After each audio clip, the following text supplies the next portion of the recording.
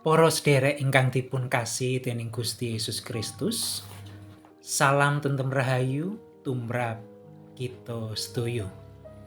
Kula Pendeta Tri Agus Fajar Winantio saking GKJ Penaruban, Klasis Banyumas Sisiler, badhe maosaken renungan Sabda Winedar Jemuah kalih Januari 2026 Minggu setunggal saksampunipun Natal kanthi jejer bakal katedhahake.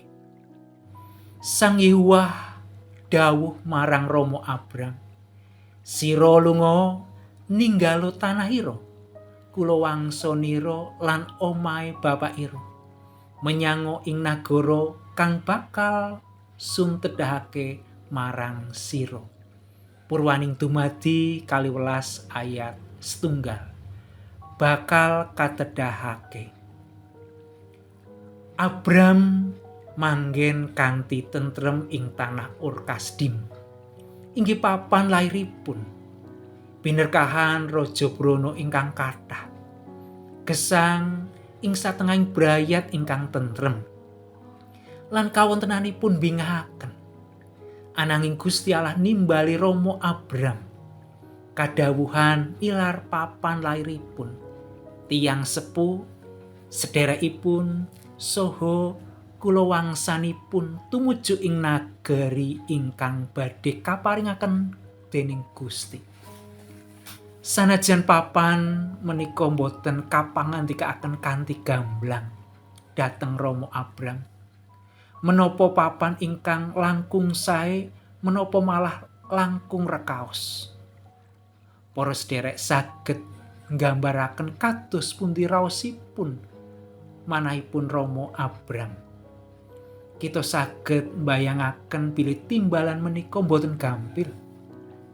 Rama Abram nalika tinimbalan yuswanipun sampun ngancik 70 gangsal taun. Ananging Rama Abram tanpa suwala nindakaken dawuhipun Gusti. Rama Abram pitados bilih Gusti Allah badhe langkung mitulungi lan kagungan rancangan ingkang langkung sae tumrap gesangipun.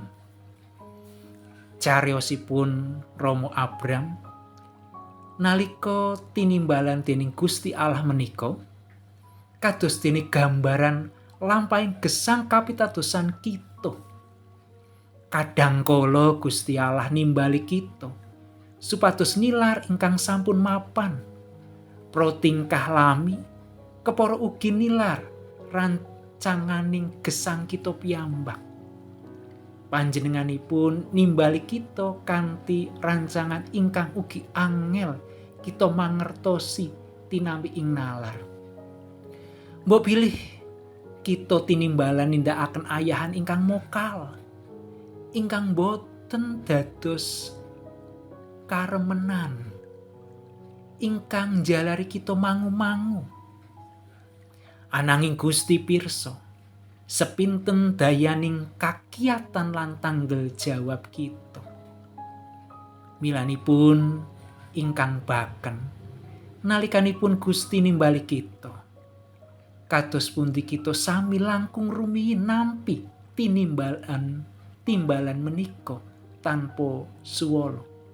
Lan pitados pilih Gusti mesti badhe tansah mitulungi lan nyagetaken kita nindakaken ayahan peparingipun Gusti ing gesang kita. Mekaten renungan dinten menika. Gusti berkahi kita sedaya. Amin.